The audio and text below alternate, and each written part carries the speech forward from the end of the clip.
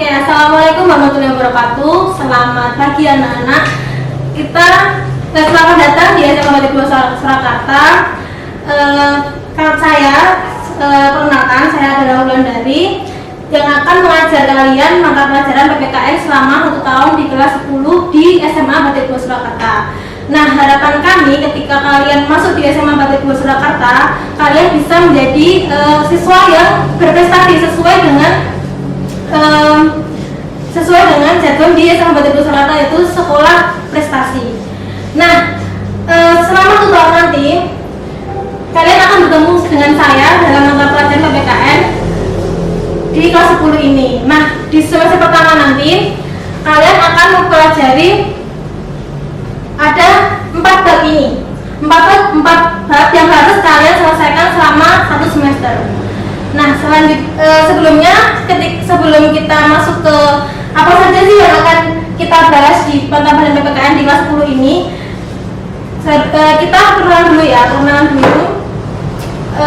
Karena pembelajaran kita adalah pembelajaran daring, maka kita harus memanfaatkan teknologi, salah satunya dengan menggunakan video.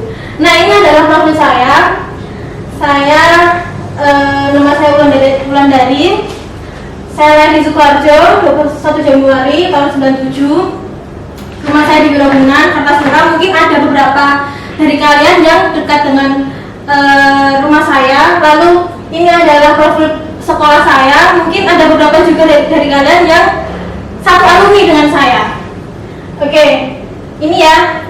Kita lanjut ke materi yang akan kita bahas di 6 bulan pertemuan selama 1 semester ini.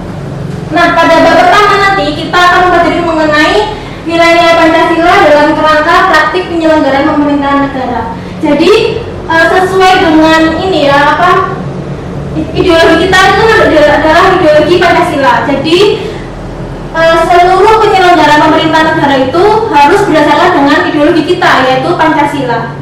Lalu bab yang kedua yaitu mengenai ketentuan Undang-Undang Dasar Negara Republik Indonesia tahun 1945 mengenai wilayah, warga, penduduk, agama, pertahanan dan keamanan negara. Lalu di bagian ketiga ini adalah mengenai kewenangan lembaga-lembaga negara. Jadi pada bab ketiga ini nanti kalian akan belajar mengetahui mengenai apa saja sih lembaga-lembaga yang ada di Indonesia dan apa saja fungsi, tugas pokok, dan nanti harapannya kalian bisa mengetahui dan juga menganalisis apa saja mengenai lembaga-lembaga negara yang ada di Indonesia ini. Lalu selanjutnya itu mengenai bab 4, bab terakhir di semester pertama ini, yaitu mengenai hubungan struktural dan fungsional pemerintahan pusat dan daerah. Jadi Indonesia itu kan menganut desentralisasi. Ada yang namanya adalah pemerintahan pusat dan juga ada yang namanya pemerintahan daerah. Nah, kenapa sih Indonesia itu menggunakan 2 pemerintahan ini? Nanti kita akan bahas di bab keempat yang nanti. Oke, kita masuk ya di bab yang pertama. Bab pertama nanti mengenai nilai-nilai Pancasila dalam kerangka praktik penyelenggaraan pemerintahan negara.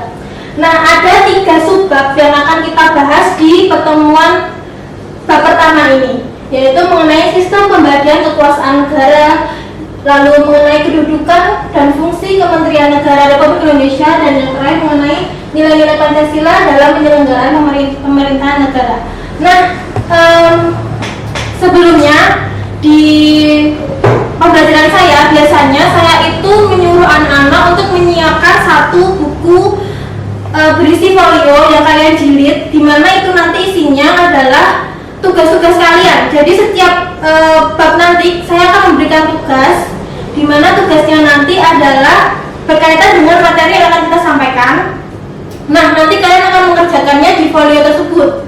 Agar tugasnya tidak hilang, maka kalian mengerjakan di folio tersebut, dikumpulkan lalu disimpan. Jadi tidak hilang dan tidak bercacat, seperti itu. Jadi nanti kalian mohon menyiapkan beberapa lembar folio, bisa 10 lembar atau 20 lembar, terserah kalian. Nanti kalian jilid dikasih mika, terserah warnanya apa yang dibuat sebagus mungkin, semenarik mungkin, karena itu nanti adalah buku tugas kalian selama 1 tahun bersama saya. Nah, di halaman depan nanti kalian tulis buku tugas PPKN kelas 10, tulis nama kalian, nomor identitas diri kalian seperti itu. Itu nanti kalian gunakan untuk mengerjakan tugas-tugas saya, karena mungkin nanti setiap pertemuan akan saya beri tugas, entah itu tugasnya browsing atau kalian menulis. Tapi seperti karena keterbatasan ya, karena kita kan menggunakan pembelajaran daring, jadi karena bukunya juga terbatas, jadi kalian juga harus mencari sumber-sumber pembelajaran lain. Jadi selain dari saya, kalian juga harus mencari sumber-sumber pembelajaran dari internet seperti itu. Gitu, jika nanti ada yang kurang paham, kalian bisa tanyakan di saya. Nanti saya juga akan membuat grup di Google Classroom. Di Google Classroom nanti saya akan membuat grup per kelas. Jadi nanti kalian bisa join di Google Classroom itu sesuai dengan kelas kalian. Lalu nanti setiap ada tugas, nanti biasanya saya akan menyuruh kalian untuk mengupload materi itu mengupload tugas kalian ke Google Classroom seperti itu.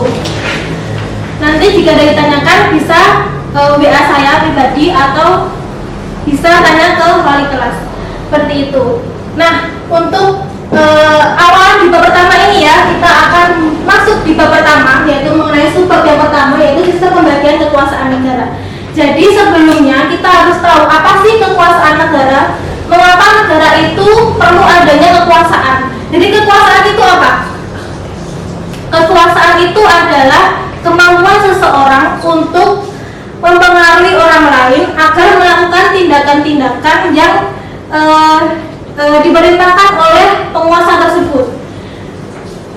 Misalnya adalah kalian sedang menonton TV, kemudian ibu kalian menyuruh kalian untuk pergi ke warung beli sesuatu. Nah, itu salah satu bentuk kekuasaan yang dimiliki oleh ibu kalian terhadap kalian.